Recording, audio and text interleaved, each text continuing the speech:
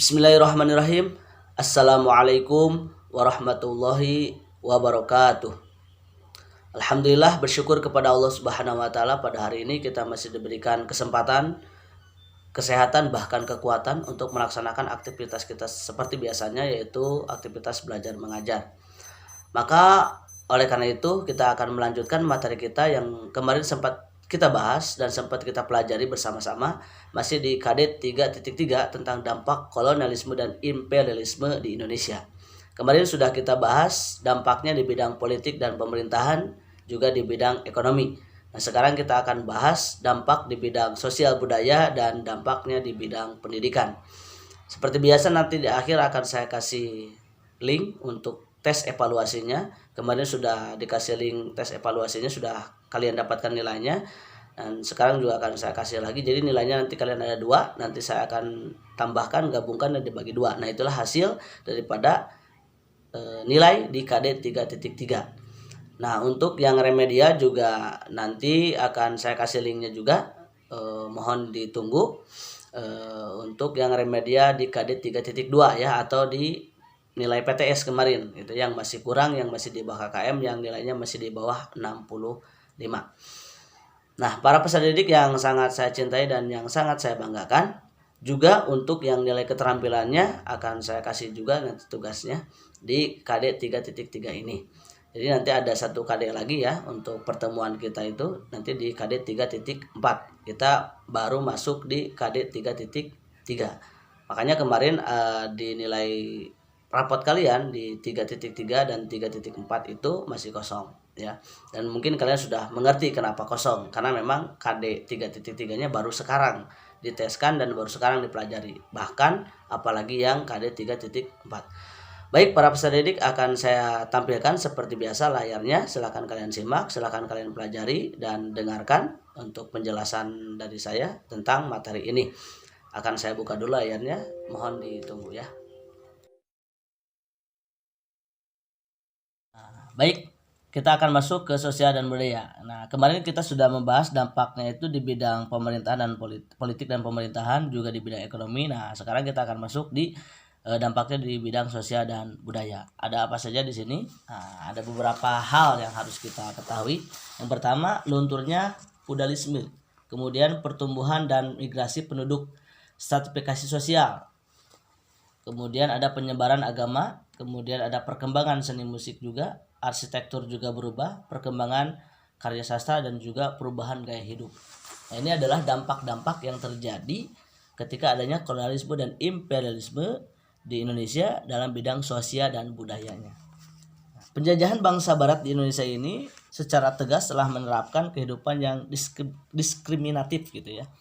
Karena orang-orang barat memandang bahwa mereka yang berkulit putih sebagai kelompok yang kelas 1. Nah, kaum timur asing sebagai kelas 2 dan kaum pribumi dipandang sebagai masyarakat kelas 3. Nah, ini yang disebut dengan ini nih, stratifikasi sosial.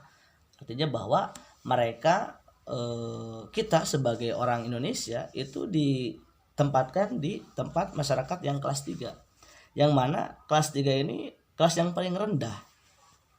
Kan kalau ranking juga 1 2 3, 1 itu yang paling utama. Nah, kita itu dipandang di kelas 3. Nah, pandangan ini sengaja untuk menjatuhkan martabat bangsa Indonesia, bangsa kita yang memang sedang dijajah oleh mereka.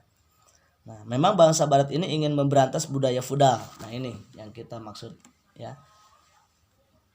Yang pernah saya jelaskan dan pernah saya ungkapkan bahwa feudalisme ini adalah sesuatu yang sudah turun temurun dari sejak di keraton atau di kerajaan oleh bangsawan gitu. Nah, itu diatur lagi oleh mereka sehingga luntur feudalisme ini. Nah, kenapa? Karena sistem ini ditandai dengan adanya tanah-tanah luas yang dikuasai oleh para bangsawan atau tuan tanah, sedangkan rakyat biasa berperan sebagai budak. Para budak tersebut bekerja menggarap tanah milik para bangsawan. Nah, secara bertahap penguasa kolonial berhasil menggeser hak-hak istimewa para penguasa pribumi. Para penguasa pribumi ditempatkan sebagai pegawai pemerintah kolonial. Nah, telah hilangnya status sebagai bangsawan yang sangat dihormati oleh rakyatnya, mereka telah ditempatkan sebagai pegawai pemerintah kolonial. sehingga tidak memiliki hak-hak istimewa kebangsawannya. Status dan hak-hak istimewanya itu justru diambil oleh Belanda. Nah, masyarakat Indonesia harus menghormati secara berlebihan kepada penguasa kolonial.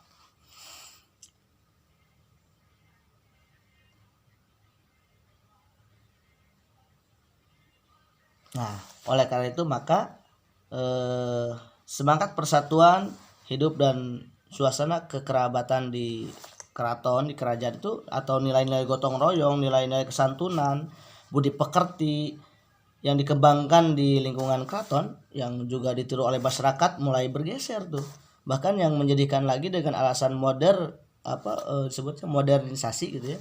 Para penguasa barat tidak mau tahu tentang tradisi atau norma-norma yang termasuk dibina, pernah diterapkan di masyarakat pada waktu itu. Mereka nggak mau tahu, pokoknya harus mengikuti mereka gitu. Termasuk juga yang paling parah termasuk nilai halal dan haram dalam Islam, dalam agama kita itu mereka tidak mempedulikan gitu. Seperti misalkan budaya minum-minuman keras, mabuk-mabukan. Di negara kita pada waktu itu nilai Islamnya itu kental bagi yang beragama Islam. Mereka tidak mengenal budaya itu. Nah, budaya-budaya itu mereka terapkan. Para kolonialisme dan imperialisme itu menerapkan di negara kita. Sehingga minum-minuman keras, mabuk-mabukan mereka sengaja lakukan di negara kita, sehingga tergeserlah gitu ya kebudayaan kita yang sudah dirintis sekian lama gitu ya oleh mereka yang orang bangsa barat yang datang ke Indonesia. Nah, termasuk juga pertumbuhan dan migrasi penduduk. Pada abad 19, pertumbuhan penduduk di Hindia Belanda mengalami peningkatan. Kondisi tersebut mendorong pemerintah kolonial Belanda menerapkan program migrasi penduduk, khususnya di Pulau Jawa. Nah, pemerintah kolonial Belanda berusaha memperlancar program migrasi dengan membujuk petani-petani miskin di pedesaan Jawa untuk bekerja di perkebunan di Sumatera Timur.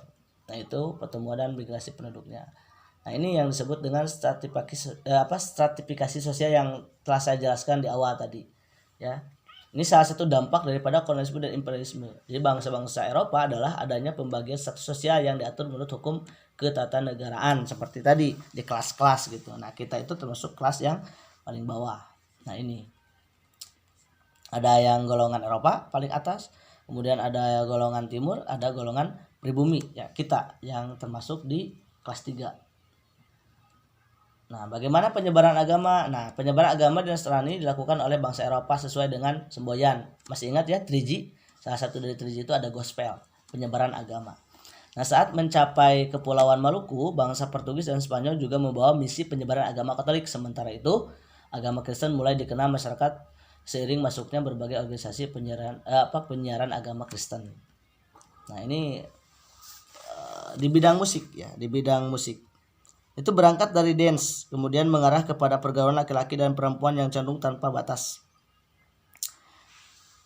Kemudian ada juga alat-alat musik yang diperkenalkan oleh mereka kepada kita. Yang dulunya kita mungkin tidak tahu dan tidak mengenal alat-alat musik yang mereka kenalkan di negara kita. Contohnya seperti pengenalan alat-alat musik seperti biola gitu kan, piano. Kan kita mah alat musiknya alat musik tradisional ya. Kalian mungkin tahu apa saja alat-alat musik tradisional. Nah, biola itu tuh dari bangsa barat dulu itu ya. Dikenalkannya. Dulu kita nggak mengenal itu. Gitar kita nggak mengenal, bass kita nggak mengenal.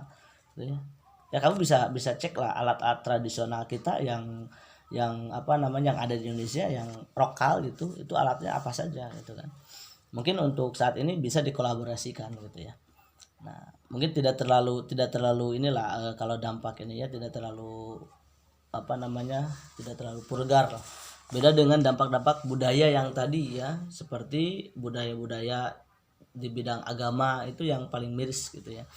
Nah, makanya kemarin saya kasih pertanyaan, dampak ini bisa berbentuk positif ataupun bisa berbentuk negatif gitu kan, tergantung jenis dampaknya. Nanti juga ada yang positifnya, terutama nanti di bidang pendidikan. Nah, itu ada di bidang pendidikan, dimulai dari adanya politik etis, nanti kita akan jelaskan.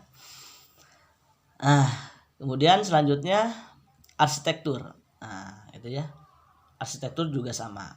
Nih, ada abad 19 arsitektur bergaya Eropa di Hindia Belanda berkembang gaya arsitektur yang disebut Indis. Gaya Indis merupakan perpaduan antara arsitektur Eropa dan arsitektur lokal. Jadi antara barat dan arsitektur kita dipadukan. Nah, ini perkembangan karya sastranya ya. Boleh kalian baca sendiri di sini. Nah, nih ya, ada beberapa karya sastra di sini. Nah, terutama ini The History of Java. Ini karya sastranya. Sekarang perubahan gaya hidup ini juga sama ya. Ini juga sama. Jadi gaya hidup kita dipaksakan untuk seperti gaya hidup bangsa Eropa, gitu kan. Nah, ini juga dampaknya bisa positif bisa negatif dan mungkin cenderung ke negatif, gitu kan. Pada masa kolonial gaya hidup bangsa Eropa terutama dalam gaya berpakaian. Nah, ini yang menjadi apa nih menjadi miris gitu ya. Nah, termasuk golongan masyarakat bumi putra. Masyarakat pada masa ini juga mulai mengenal budaya apa ini Ristoffel, yaitu penyajian makanan ala Eropa yang dilakukan secara berurutan, dimulai dari menu pembuka, utama, penutup gitu ya. Nah, baik. Sekarang mulai dari apa namanya di bidang pendidikan ya. Nah, jadi begini. Sebelumnya itu ada yang namanya istilahnya politik etis ya. Nah, politik etis ini politik yang dipimpin oleh Menteri Jajahan Alexander WF yang kemudian WF Hindenburg gitu ya, yang kemudian menjadi Gubernur Jenderal Hindia Belanda tahun 1909 sampai 1916. Nah, jadi ada 3 program dalam politik etis ini, yaitu ada irigasi, edukasi, dan transmigrasi. Nah, salah satunya edukasi yaitu pendidikan. Nah, dampaknya itu memang agak positif dalam bidang pendidikan ini. Salah satunya adalah bahwa bangsa Indonesia mengenal apa yang namanya pendidikan. Dulu memang pendidikan itu sangat sangat minim sekali dan bahkan nyaris tidak ada untuk bangsa kita. Nah, perkembangan pendidikan pada masa kolonial tidak terlepas dari kebijakan politik etis. Nah, makanya politik etis ini memang agak menguntungkan juga untuk bangsa kita. Yang mulai berlaku pada abad 20. Pada masa ini muncul sekolah-sekolah yang didirikan pemerintah kolonial dan sekolah-sekolah yang didirikan oleh kaum intelektual pribumi. Ini ada beberapa nama-nama sekolah ya. Ini ada sekolah untuk yang didirikan oleh kolonial oleh para Belanda dan sekolah yang didirikan oleh pribumi. Sehingga dengan adanya pendidikan ini, maka ada simbol di era itu muncul simbol yaitu kemajuan. Nah, dunia mulai bergerak dan berbagai kehidupan pun mulai mengalami perubahan. Pembangunan infrastruktur mulai diperhatikan dengan adanya jalur kereta api Jawa Madura itu. Nah, di Batavia lambang kemajuan juga ditunjukkan dengan adanya tram listrik yang mulai beroperasi pada awal masa itu. Dalam bidang pertanian, pemerintah kolonial memberikan perhatiannya gitu kan ke dalam bidang pemenuhan kebutuhan pangan dengan membangun irigasi. Di samping itu juga pemerintah juga melakukan emigrasi sebagai tenaga kerja murah di perkebunan daerah di Sumatera. Nah, dengan adanya pendidikan ini memang salah satu menguntungkannya bangsa kita menjadi lebih tahu tentang pendidikan, walaupun memang penduduk pribumi yang bersekolah itu sangat sedikit. Namun keberadaan sekolah itu telah menumbuhkan kesadaran di kalangan pribumi akan pentingnya pendidikan. Hal ini mempercepat proses modernisasi dan munculnya kaum terpelajar yang akan membawa pada kesadaran nasionalisme bangsa kita.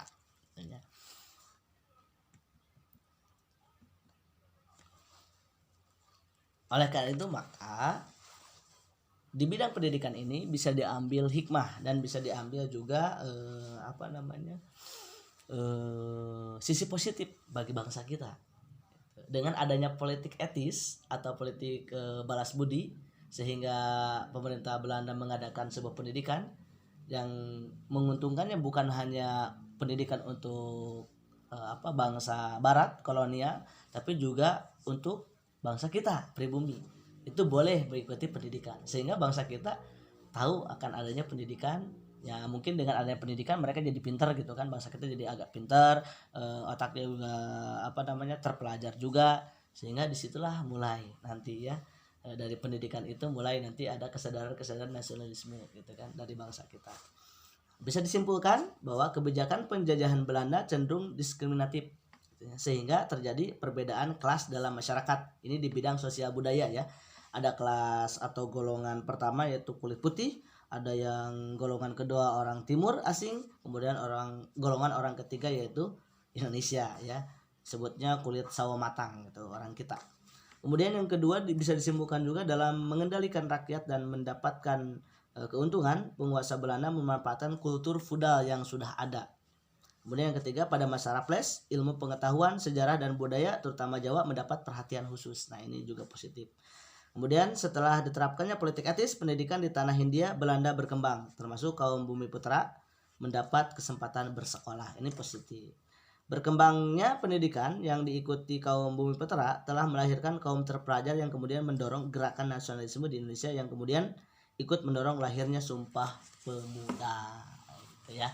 Nah, itulah kesimpulannya dampak daripada adanya kolonialisme dan imperialisme di Indonesia. Maka bisa disimpulkan jadi dampaknya itu tidak semuanya negatif, tetapi ada juga sisi positifnya. Tetapi kebanyakan dampaknya negatif, terutama di bidang ekonomi, kemudian apalagi di bidang politik pemerintahan, juga di bidang sosial budaya. Itu pun sama, miris sekali ya, bisa dikatakan dampaknya negatif. Tetapi dalam bidang pendidikan dampaknya bisa diambil positif, walaupun memang bangsa kita yang sekolah sedikit, tetapi dari hasil pendidikan itu melahirkan kaum terpelajar yang kemudian mendorong gerakan nasionalisme gitu ya.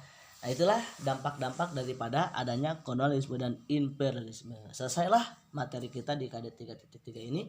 Nanti kita akan lanjutkan di KD 3.4 tentang bagaimana Sumpah Pemuda dan Jati Diri Indonesia, kelanjutan dari cerita ini.